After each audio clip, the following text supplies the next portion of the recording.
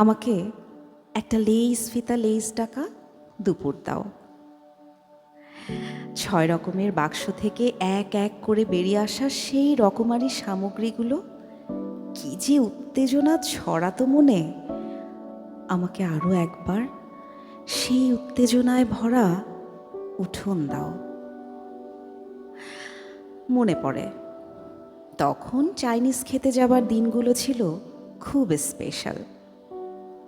রেস্টুরেন্টের নিয়ন বাতিটা ছিল আমার খুব পছন্দ। স্যুপ, অন্থন, ফ্রাইড রাইস আর চিকেন খাওয়া ছিল মাস্ট।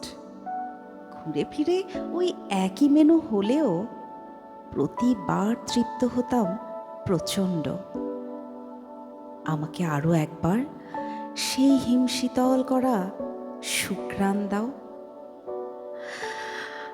আমাকে তালপাতার পাখায় জুড়ানো সেই আবেশ দাও।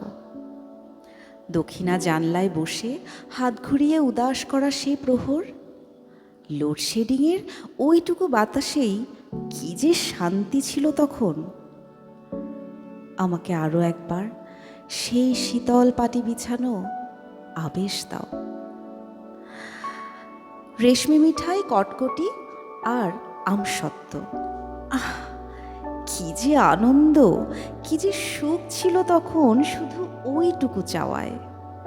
সুখেরা সস্তা ছিল তখন, পরিমিতি ছিল চাওয়ায়।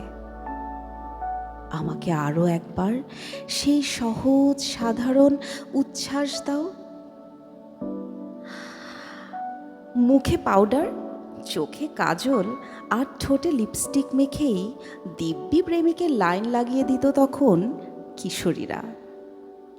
হাজার রকম সামগ্রী গায়ে মাখত না বলেই হয়তো তখন গা থেকে বেরোতো আত্মিক মায়ার ঘ্রাণ। দূরত্ব মাইল পেরুলেও যোগাযোগ ছিল সমানে সমান। আমাকে আরও একবার সেই আত্মার বন্ধনের মানুষ দাও।